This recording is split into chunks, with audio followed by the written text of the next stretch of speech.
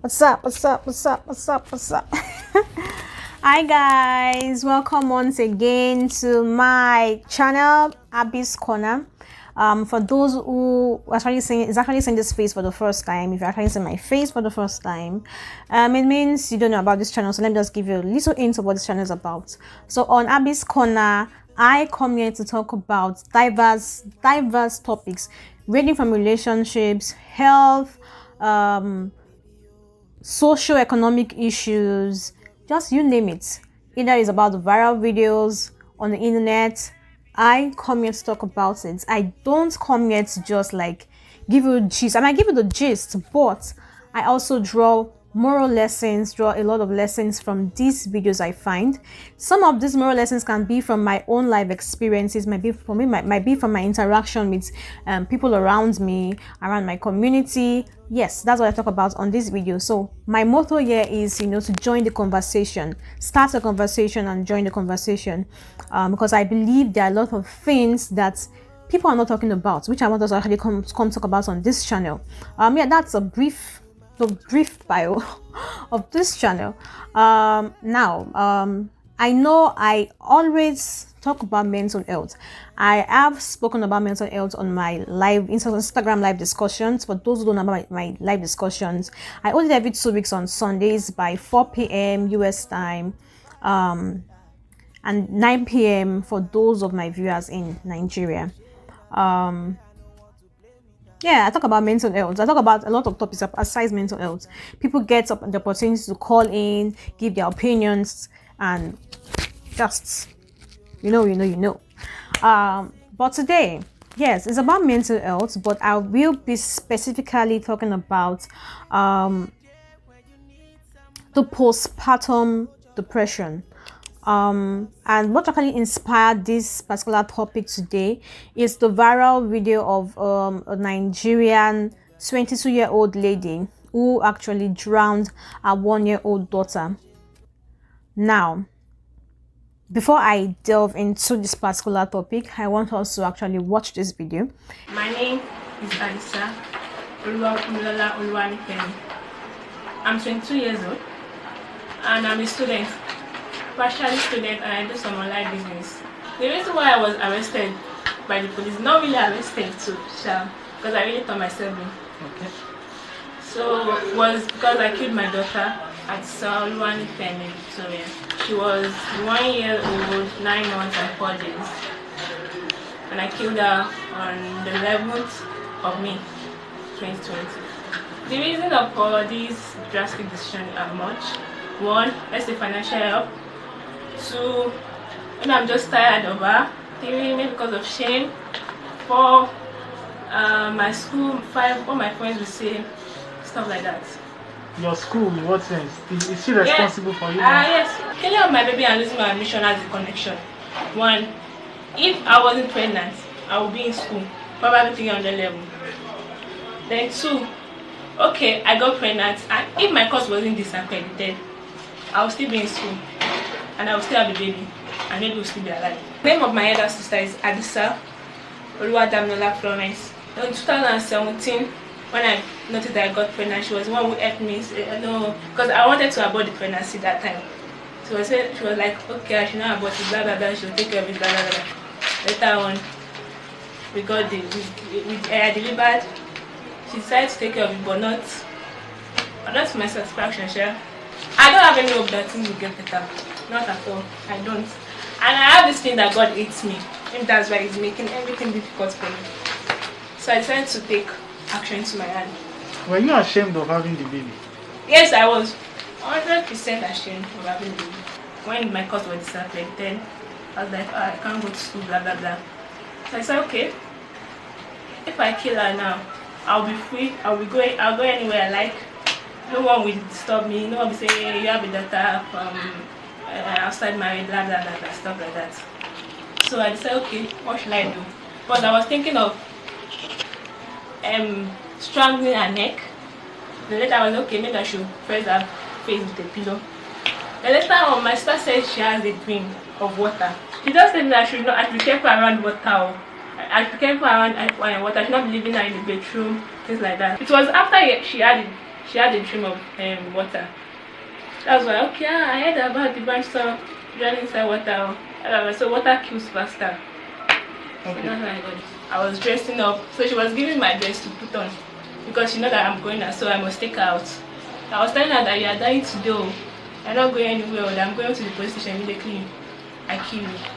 So I opened the bucket of water, this boom bucket of water. So I just put her leg inside first. She was struggling out, so she was able to remove the cover up. So I poured more water, maybe because of there was not much water. So I poured more water there. She was still able to remove the cover up. So I put her head upside down inside, and I closed the bucket. So for some minutes I saw her floating up. So I took her. She was still breathing. I took her the second time.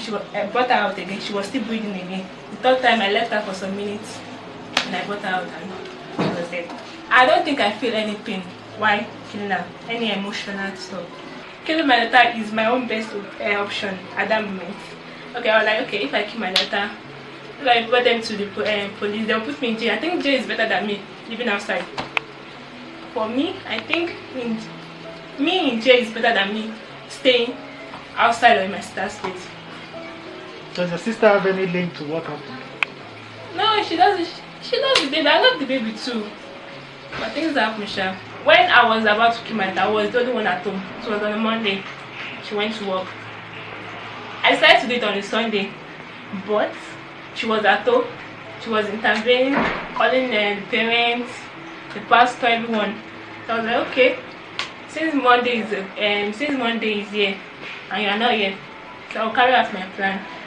Do you at any point in time, do a self-critical analysis and come to the conclusion that you brought all this on yourself? Kind of, because one, I would say it was kind of rape, not really rape, because I was the one who went to the house.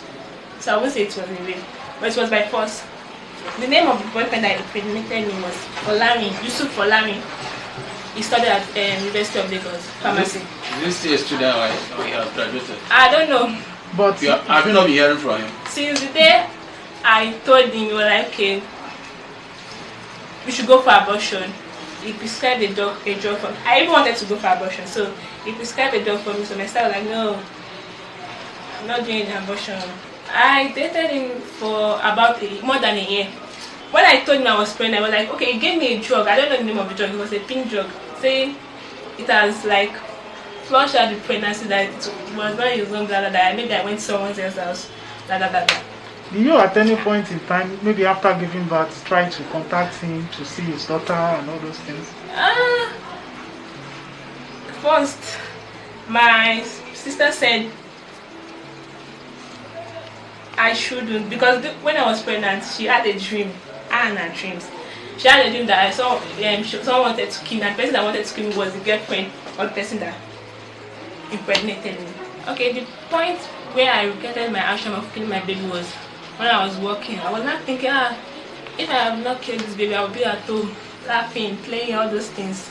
I picture like a lot good, great. I was like, oh, one day I'll be a single mother. I'll take her to different places, but later I was like, this can't happen, I beg. Any judgment is good. I know what I did, and it's every action deserves a punishment. So I know that it's jail, prison. I've brought it out before. If I kill my Welcome back, guys. That was the video. Very touching, like I said earlier, that we should all watch it with an open mind. Now I went through diverse comments. Like, that's what I do when I see a video. I look through diverse comments on the video, on the comment section of that particular blog, of that particular page. I look through the comments and try to see people's reaction about it. And of all the reactions, there were mixed reactions. Some said a lot. Some said, oh, why did she decide to get pregnant in the first place? Why did she open her 2 legs to get pregnant in the first place? Some said she was a devil. Some said she deserved to die. Some people said she was a wicked mother. Some said, why didn't she give up her child for adoption? Why didn't she? Why? Like, people said a lot. While some said, this one is not normal. She's deranged. She's this, she's that. Now, I'm going to give my own opinion about that. I'm not trying to enforce anybody, but this is my own honest opinion. While I watched this video, all I can say is This is postpartum depression. Now, before I go further, I know we as let me put it this way. I'm a Christian and I believe the Bible, and the Bible says that wrestle not against flesh and blood. Now, I'm aware of these facts, but I'm also aware of the fact that there is science, and I'm aware of the fact that there is something called mental health issues. There are mental health issues. There's depression, which is also part of it. Now, people will say, oh, it's a spiritual thing. What happened to this lady is something that is very spiritual, especially in some parts of Africa. They don't believe that certain things are actually due to a mental health, issue. And I just want to sensitize us on the fact that mental health illness exists. Now, I'm not denying the fact that there's the spiritual and the physical. Also, I'm not denying the fact that there is science and there's mental illness. I'm going to give an example of the living organisms. Let's say animals, for example. We know that one of the features of living organisms is the ability to adapt. Now, you put them in a particular habitat, that's like an environment, and there is a possibility that some organisms might adapt, while some might not adapt. And failure for some of these animals or living organisms to adapt could lead to their extinction. Now, I'm going to relate it now to the human world. There are certain external factors. There are psychological factors. There are psychological issues that we humans go through every day, and our mental makeup, our physical makeup, not necessarily physical makeup, our mental makeup, our psychological makeup determines how we react to these external factors, these external issues. So when it comes to mental health, there are certain situations. It might be poverty, it might be lack of social support, lack of amenities, it might be lack of, or it might be just the wrong environments that can actually trigger a particular thing in the mind, and that can actually be exhibited as a mental illness. It could come as depression at first, later can lead to bipolar depression. Now, as you can see, this does not have to do with anything spiritual right now. It has to do with the way a particular human being is able to adapt, is able to react to a particular to his or her physical environment. That's where this postpartum depression comes in. Now, I made my research. I went through a particular article, and I saw some health investigators actually said that based on research, the reason for this postpartum depression or even depression can be as a result of stressful events. Stressful events can actually cause depression. Okay, now, because of these stressful events, there's this likelihood for one to be depressed, for one to exhibit some kind of mental illnesses.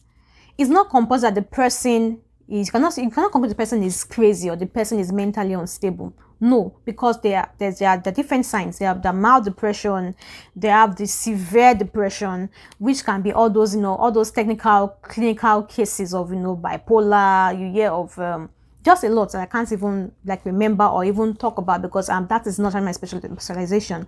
My specialization is into public health, and my own interest in public health is actually advocacy, just to make us know that there are certain things, that certain health issues that are not being discussed about, that needs to be discussed about. And I feel like Africa needs to, as a continent, we need to embrace the fact that there is mental health illness. We have mental health illness. Now we say, no, it's not possible. Only the Western world experience that. Look, I'm in the United States, and yes, there's a good structure, a good system, a working system where we have good roads, there's lights, there's like, even if you are poor, you can even still afford food. The government can still support you, and they still go through mental issues. Not to talk of some countries in Africa that have a bad government, there's corruption, there's poverty. Can you imagine the rate of mental illness that would actually be in such continents, in these countries in Africa? But we feel that there's nothing, it's not, maybe that is minimal or it's not even existing because there are no reported cases, because people can't talk about it. People feel like if you say, this person has a mental illness, it means this person is deranged. The woman can feel, the lady might feel, nobody wants to get married to me. They may feel that I'm not normal and all of that. But see, look, I just feel like it's time for us to wake up and be aware that it's something called mental illness. And the earlier they begin to deal with it in Africa, the better for us, even not to begin of different crazy cases. And this is one of them. This is one of them for a 22-year-old to say, she told her daughter, I'm going to be killing you today, and I'm going from there, I'm going to go report myself at the police station. Like, staying in the police station is better. Some might say, she's frustrated, it's poverty. But this is pure mental illness. Now, so I don't waste much time. I wrote down some things. Who is at risk? People with the history of depression is at risk of having this particular postpartum depression. And this happens, postpartum means it happens when after a lady gives birth to a child. Sometimes it might be that she's just stressed out. She's not used to such kind of situation. She's not used to such stress. It might be sleepless nights. Baby cries a lot, and then she feels, they begin to hallucinate and hear noise of people saying, or a particular voice telling them to kill themselves or kill that child. It happens. Go and read on the internet. You will see a lot of things, a lot of cases. It happens, a lot of cases. There's also previous episode, might be like let's say someone who is having a second child, has experienced that before, maybe in a milder way, and then because of that it triggers again and becomes worse. Sometimes it might be stressful life events. Let's say there's no support from my husband or from our family, there's no love and all of that. Also inadequate social support. When there's no social support, there's no money to take care of that child and all of that. And I don't say all of that, I think I'm repeating all of that. That can make someone stand the risk of getting this postpartum depression. Now, every lady is liable to get it, but you can't really pinpoint. You can't really see. I can't get really deep into it because I'm not into the clinical, psychological, or the mental health field. I'm not into that. But based on my research, so every woman is liable to experience that. But several issues can actually trigger it. And that is why one should also observe. And a way to prevent it is, evaluation. Go see a doctor if you are stressed out during pregnancy, because it starts from during the pregnancy or maybe before delivery. That kind of feeling starts. So it's good for you to have a good support system. Talk to someone about it. Let someone let a doctor, go for a clinical evaluation, to find out let them know your mood, let them evaluate you, let them see what's happening. Guy, that just said guy now. I used to tell one of my friends to call me guy. But see, guys, I want you guys to just understand what I'm trying to say. I have not been pregnant before, so I really don't know how it feels, but I've spoken to mothers it's a new experience entirely. It's a beautiful experience, and for some it's stressful. They're not used to that kind of thing before. They've not had that kind of sleepless nights before. So it all depends. Study, see yourself, try to seek help, try to make sure such person, if you see someone with that kind of tendency, please support the person, show the person love, a lot of love. Let the person understand that I'm here, I'm there. Now, see this particular lady, she had a sister who had a dream. Her sister had a dream that she drowned the child. And that clicked in that lady's brain and said, you know what? She could drown her child. She could drown her child. And then she did it when no one was around. But imagine she had a good support system. Maybe she wouldn't have done that, you know. I can't say. She might not have done that. She might not have killed her child. So I just feel like it's time to sensitize everyone about the reality of mental health issues. It's good to pray. God also heals one from lunacy, from mental issues. God also heals one. But at the same time, even before God will heal you, you have to to get a solution, you have to find out the problem. There's a problem, trace it. Look, if it's like you see maybe in your family they're always depressed, you have to trace it. Even if you want to pray about an issue, you have to trace it. If you see there's a particular cycle, you have to trace it to see, is there an issue? What can be done about this issue? Apart from physical support, I also need to pray about this. It's not something that you would not start performing some kind of weird spiritual things. Like, for example, I also saw on the internet again, and I think it's on Insta blog, of a celestial woman who put her child, I've not really read that story deeply, who put her child in a sack, saying the child has evil spirits. I mean, that is crazy. That person needs to be checked, because sometimes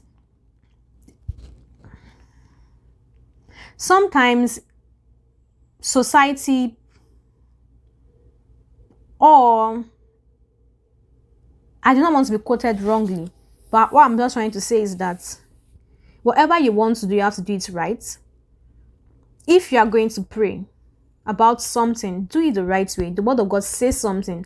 Do not just wake up one morning and just assume, maybe because maybe there are some churches where they say they are flogging, there are some where, see, this is the end time, and I feel like as Christians or as a believer, read your Bible well. Do not do things blindly. Like, if you're going to make a decision, no, this is what, if they say, why are you doing this? You should know why you are doing this. Don't just do this because this person said I should do this. Believe, like, it's even God, even the Bible says that we are gods, and it's important that we just know our rights. We know what we are meant to do.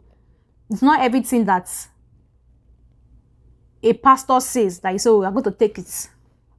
Now, don't quote me wrongly. Why I'm saying this, because there are some false prophets, and some people believe this person is a true man of God. But have you tested their spirits? Have you tested the word that comes out of their mouth? Have you tested the word they speak? Are they really using the Bible?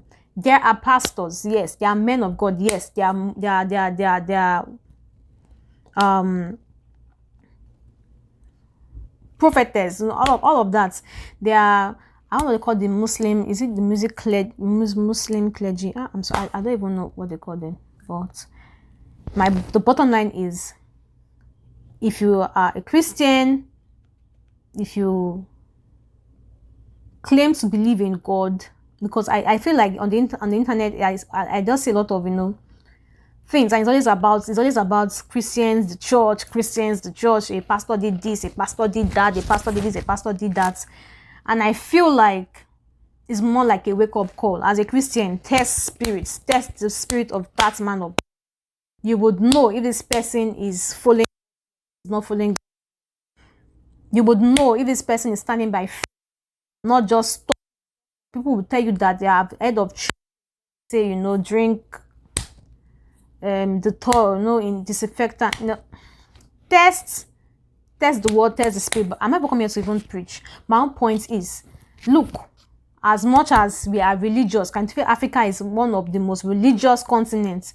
As much as we are religious, also understand there's something called science. God has given scientists, God has given nurses, doctors the knowledge, has given them all this knowledge, because indeed all these things, they exist.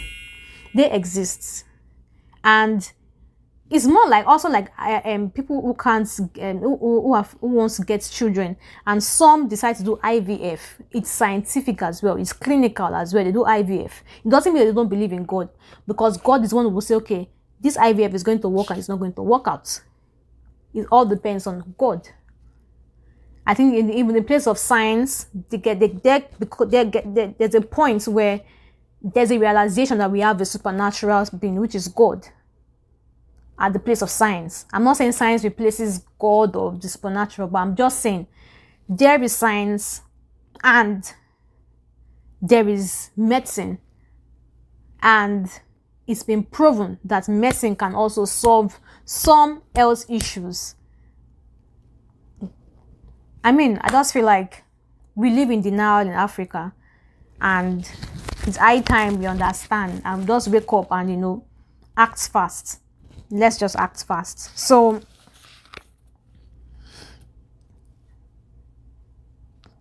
please so I don't get to digress, it's almost getting to 20 minutes in this video. Please let's understand that fact that there's something called the postpartum depression, and as women, we need to just start the conversation, join the conversation, talk about this. If you're feeling a certain way, talk about it. This is how I feel. Do not feel that. Do not feel, oh, I must not say this. Because the moment you start hiding things, the moment you start hiding your emotions, there comes a time where there'll be an outburst and it becomes uncontrollable. So yeah, guys, I just hope that I don't know, I'm saying a lot of guys in this. So my people, I'm going to say, I hope you enjoyed this video. What do you think about it? After watching that particular clip I just played, what do you think about it? Do you feel, what's your opinion? I know there are mixed reaction. What's your reaction to that video? What's your reaction to my own opinion as well? Please drop your